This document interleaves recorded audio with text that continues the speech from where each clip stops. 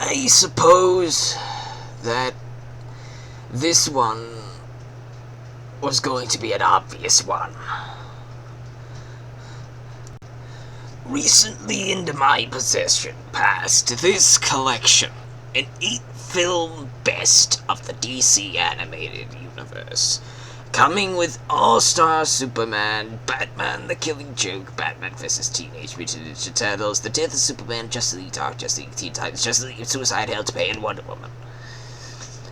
Most of all of these were very, very, very, very, very good. Like, this one was fantastic. Both of the Batman movies were fantastic. All-Star Superman, very passable. The Death of Superman, even better. Justice League Dark, fantastic. Justice League vs. the Teen Titans, I loved it. Suicide Squad, Hell to Pay, good. Wonder Woman, very good.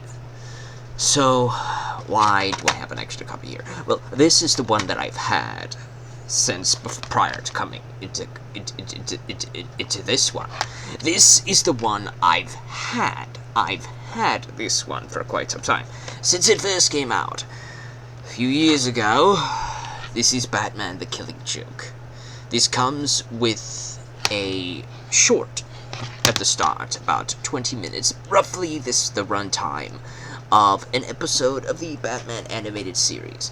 And from many people that I have checked out and all that stuff, a lot of the people think that this little short at the beginning of this movie that is not really marketed as a separate thing that you pick from the bonus features or whatever, is that it is actually part of the main runtime.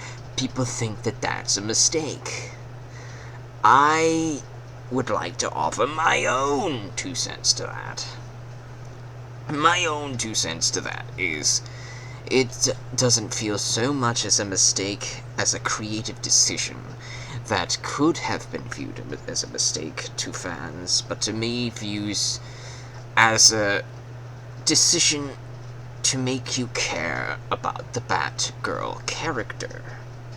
The Batgirl character, Barbara Gordon, is featured in The Killing Joke. She is wounded by the Joker. She is shot in the stomach and is paralyzed from the waist down, amongst other suggestionable things. And to add some weight to that, if you weren't really a fan of the character, or you weren't really aware of the character, if you were coming into this as a brand new Batman fan, I would say that you shouldn't do that. You should probably watch the animated series first. You know all about Batgirl in that, but in this, at least, it gives you a little bit of an opening involving the Batgirl character. She's the main character of that first segment, the opening segment, which basically has the runtime of an episode of the animated series, bringing back many original voice actors, such as Kevin Conroy as Batman. And it was very good. Very, very, very good. I have no problems with this little short, because I am a fan of the animated series. And since this feels like an episode from the animated series, I will never complain about seeing more episodes of the animated series. I will never complain about that, because it's very, very good animimation, very good drawing, very good designs for all of the characters. It just feels like bringing back Batman. All of the designs. If you look at this, we have All-Star Superman. Most of the designs were not necessarily like the original show at all. If we look at the Death of Superman, the designs, again, are quite different. Same for Batman's design in Justice League Dark and the Justice League vs. the Teen Titans. It's very different. It is very different. Superman's design, Batman's design, everything feels different from the original animated series in a lot of ways. This feels like it came out of the animated series era, and that is what I loved about it. It's not part of the DCAU, it's part of an original line of comics that I haven't read. I don't read the comics, I've told you this before. I don't read the Batman comics.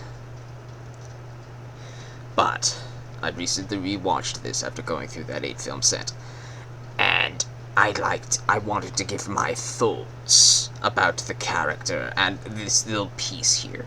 It showing the backstory of the Joker character, which often feels as if they're performing a mistake in many ways. This feels like about roughly 5 to 10 years. Years have passed. Batman's been Batman, and Batman was there at the birth of the Joker in this continuity, in this story's continuity. The Batman and the Joker have been doing their game for a very long time. This feels like it's taken place at the very end of the animated series' plot line, because, whatever, you know what happens to Barbara. And, Batman's kind of tired. He's tired of playing this dance with the Joker. And the Joker feels like he's kind of tired of it as well, because he's formed an ultimatum. An ultimatum that he feels will push someone to the edge of insanity. He kidnaps Commissioner Gordon after shooting Barbara in the chest and performing suggestive themes, but we don't know if he actually goes ahead with those suggestive themes. Forcible insertion of an object and all that other stuff. We don't know if he's gone through with that, or if he's just taken suggestive photos, like a strange, macabre photo shoot. We know he has an eye for detail. Clearly, he has plenty of pictures on the wall to shock and scare Commissioner Gordon on his joyride of insanity. But we don't know if he actually went ahead with the forcible insertion. I don't think he did. I think he's a bit more of a gentleman than that. He's insane, but he's a gentleman. He wouldn't do that. So I don't think he did that. But I think he wants Gordon to think that he did that. He's trying to bring Gordon to the edge of insanity in his little funhouse of madhouse in the carnival of scares, because he wants to push somebody who is so mentally sound into the brink of insanity to prove a point that he is no different than anybody else in this city. And it didn't work. Despite his best efforts to bring Commissioner Gordon to the brink of insanity, it did not work. Batman is scouring the city looking for leads on where the Joker has gone after he is broken out from Arkham Asylum. He finds the Joker at the carnival. Naturally, it should be the first place you look. And they have a little bit of a song and dance. Joker learns that he did not manage to push Gordon onto the brink of insanity. He learns that he failed in that regard. So having failed in that, he fights Batman in a little bit of a scuffle. This is Mark Hamill coming back to voice the Joker after all. This is probably his last voicing role for the Joker. I think this was, he said that he was done. If he was gonna come back, it was only going to be for the Killing Joke, and that was it. And so they did the Killing Joke, and he came back, and it was good. It was good. His performance is good as always, but we could tell that he's tired. We could tell he's tired. So they are now outside. The conclusion of the battle is clearly in Batman's favor. He has always been the superior combatant in their fights.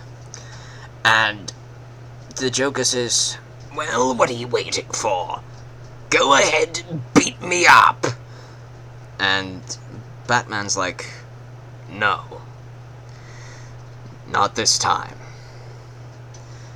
I don't want to hurt you." And he makes this little spiel about something, whatever. He's trying to help him. He wants to help him this time. After 10 years, Batman has come to some sort of crisis, an edge. Because he's always been on that edge. And that's kind of what that 20-minute segment with Barbara Gordon, the start, was about. Barbara went to that edge as well, when she was beating the crap out of this one dude who's been hogging her, nagging on her the whole episode. And she nearly went to the edge. She nearly killed that man.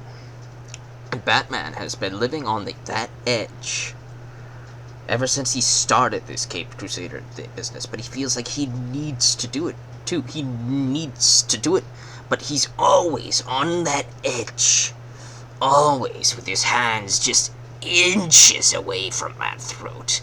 And he knows that he wants to grab onto it. He knows that he wants to, and he knows that he wants to squeeze. until they stop moving. But he knows the moment he does that, the moment he does that for the first person, and the Joker wants to be the one to pop his murder cherry, the moment that he does that, he's not going to be able to stop after that. He's going to go after everybody, and that's not going to be pretty. He's going to leave a trail of a mountain. He's not going to be able to stop the moment he starts. And the Joker knows that. Batman knows that. And Batman realizes that if they continue their game, he's going to end up killing him. It's going to happen. And the Joker knows this, and you might think that he wants it. He's trying to prove a point that they're the same. That the Batman is just as crazy as he is. And Batman almost admits it. They share a joke. It's a joke about two people from an insane asylum who decide they don't want to be there anymore. So they decide to escape. They're up on the rooftops. They see a line of building rooftops to jump across to escape to freedom. The first one, he jumps across without any problems. And he turns around and waves to his friend to follow. But the friend is too scared to jump across that. He's afraid of falling. And so the friend who jumped across says, I will shine a flashlight across the way. You can walk across the beam and come across me safely. And the other guy, who's afraid of falling, says, I don't trust you to do that. You'll just turn the light off when I'm halfway across. And the Joker starts laughing, chuckling at his joke. And it takes you a minute to get it. And it's kind of funny. And the Batman starts to chuckle as well. He starts to share in the joke. And his hands go onto the Joker's shoulders. And he starts to laugh even harder, sharing in the laughter with the Joker. The screen pans down. And there's only one person laughing as the rain starts to fall. It's not the Joker who's laughing. It's just Batman. The Killing Joke.